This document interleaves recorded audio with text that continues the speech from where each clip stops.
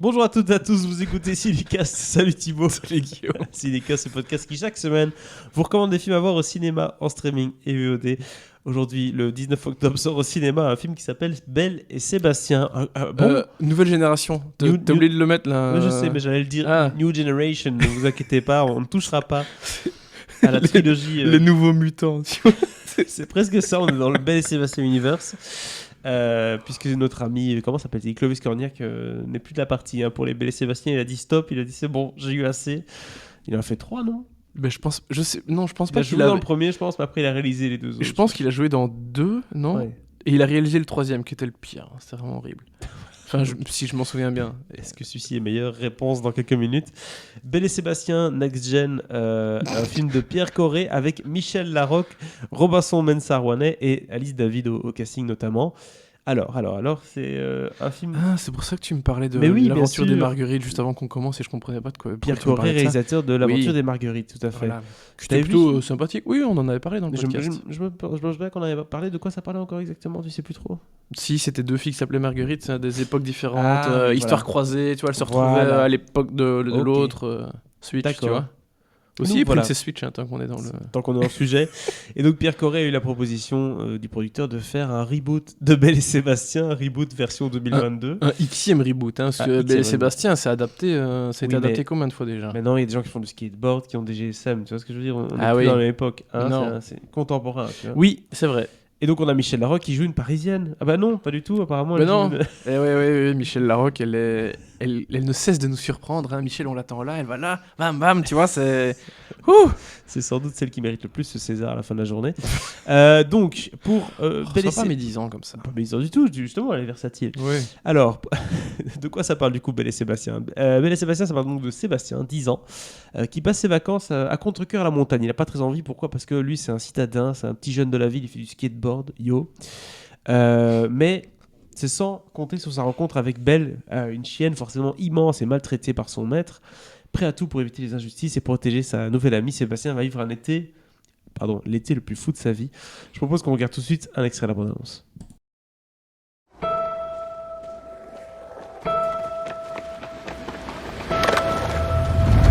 La mère de Dimitri veut plus t'emmener en vacances avec eux.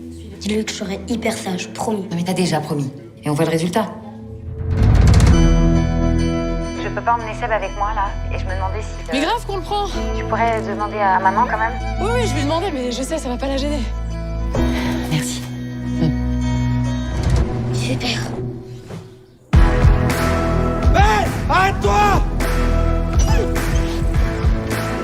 Les brebis, tu les ramènes ici. Tu vois pas qu'elle se fiche de toi, là? C'est quoi ce chien? Purée. Elle est imprévisible, cette chienne. C'est un chien dangereux, ça. Elle est pas faite pour ça, elle a besoin de grands espaces. Alors là, tu rêves, ma grosse.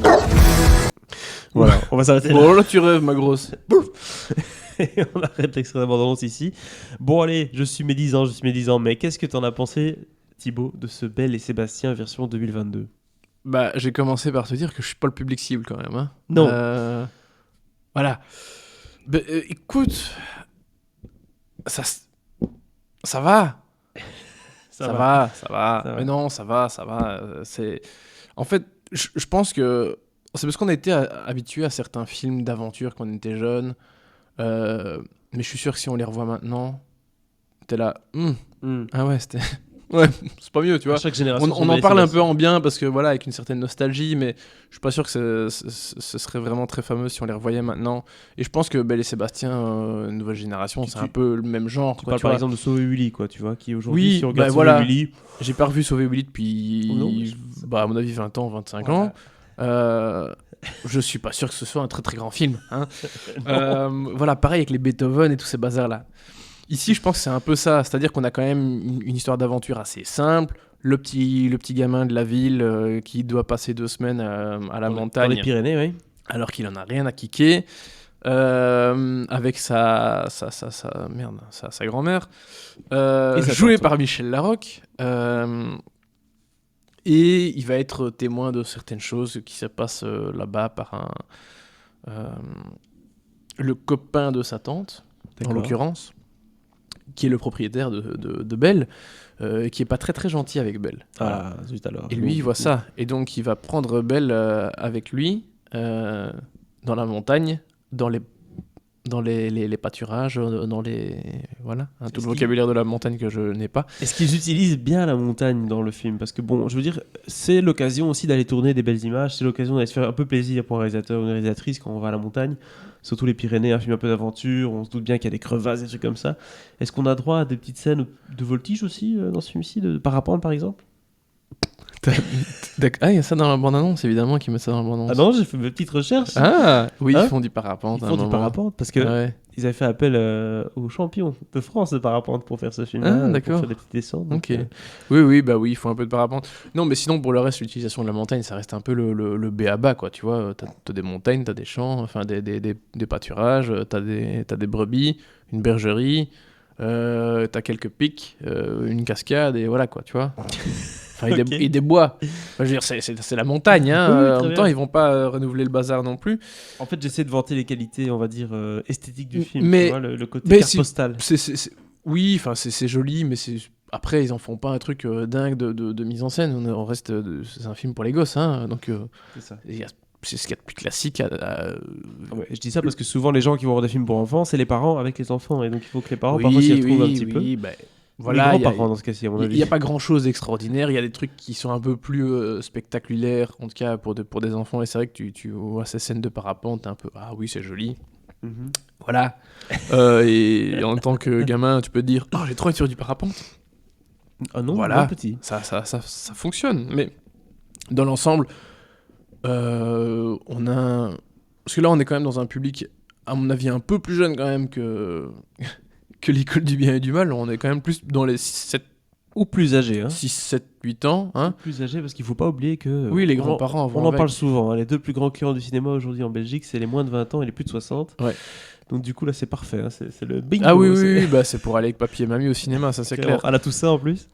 Oui, qui eux ont connu aussi Belle et Sébastien Ah oui. plus jeunes, donc forcément c'est un peu le genre de film qu'ils vont voir ensemble et c'est pour ça qu'ils Exactement. continuent d'en faire, c'est que ça doit marcher au box-office.